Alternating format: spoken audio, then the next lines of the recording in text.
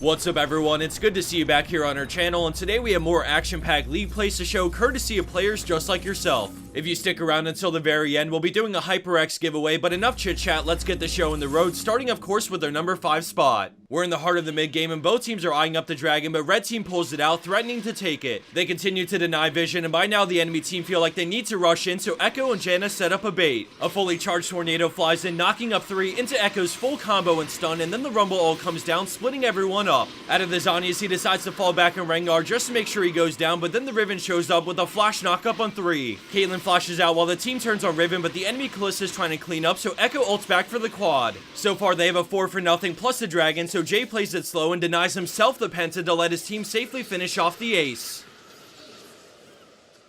Coming up next, we have Virium on Shen with a massive play to save a late game teamfight that goes horribly wrong. Right in the beginning, the enemy Lux lands a double binding, chunking Vayne and Gangplank, and sadly the Pyro gets deleted, but Vayne manages to get out. Now in a 4v5, they start to kite back because they think it's still winnable due to some of the enemies sitting at low health, but another double binding leaves Taric pretty screwed. All 3 of them are healthy, and they know the enemy team doesn't have much up because they used a lot in their initial engage, and then Vayne goes invis to juke and buy time. Panth gets a stun and things are looking bad, but then Shen's taunt flashes, hitting 4 enemies, and hold up, let's see that again because that was a crazy angle and totally the fight-changing CC the carries needed to start gaining ground. Lee Sin goes down, followed by Lux and Leona, and before we know it, things have boiled down to a 2v2, and killing this Varus is crucial, so Shen gives him no room to breathe. Rand Ewan's into an auto and taunt, gets the kill, and then he waits on cooldowns before slowly moving in alongside Nidalee for the 2v1. He opens with the taunt, which guarantees the spear from Nidalee, and after a little bit of scrapping, they both come out of this alive. They played this fight on the risky side, but hey, it's solo queue, and Shen definitely made the best of it.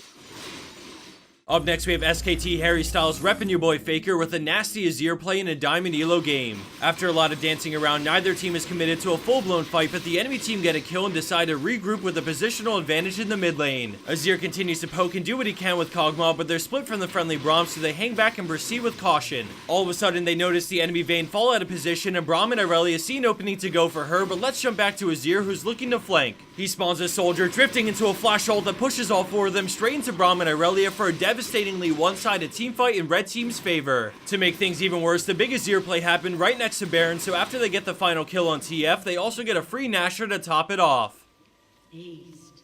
Something about Baron plays are so exciting to watch. There's always so much on the line, and we've all been there for the game throwing or winning Baron play. His team tried rushing Nashor with the disconnected Braum, so Viktor didn't want this, but the enemy team capitalized, basically taking it off their hands. Nar's the only one left in the pit, but he's turning mega soon, so Viktor carefully moves in, and then Nar gets off his dying wish, throwing them further into the pit. Chaos Storm and Gravity Field are down, but he waits on the stun, letting Baron attack them until he gets the steal, and then a nasty laser chunks their HP. He loses vision, but quickly finds Caitlyn, flashing in case of a hook, and now the chase ensues, but he's deep in enemy territory, so he plans to fight his way out. A laser puts Thresh in one-shot range, so he's ready to turn, but he keeps an eye on Thresh, quickly reacting to the flash hook by sidestepping and turning with Ignite. The rest of this play is basically spamming everything off cooldown, but because of kiting and the non-stop Lichbane procs, Viktor eventually wins the 1v1, acing the enemy team, stealing Baron, and saving the game, all while in a 4v5. And for our number 1 pro play for this week, we have Pitta on Kassadin, and I have to give some props to Thresh for being a beast in this play as well. Their jungler is dead, so the enemy team goes straight to Baron, and GP tries to zone them away, but the enemy team decides to turn and fight. LeBlanc goes for a QW combo, but he rift walks it while staying on his target, taking him down, and next he wants Soraka to cut their lifeline as early as possible. He ults in EQ flash Wing to burst Soraka while getting out of the way of Ezreal's ult, and now he looks to take out their AD carry, but Ezreal heals and he gets knocked away. Catalyst heal plus his Q shield in Dangerous Game just barely keeps him alive, and then Thresh lands an incredible hook on LeBlanc as Kassadin slips out, clenching onto his life. Right as LeBlanc Qs, he rift walks at the same time, using Dangerous Game to continue to stay alive as he wraps up this play with an ace. If you have the time, I take another look at this play because the number of close calls and outplays are insane.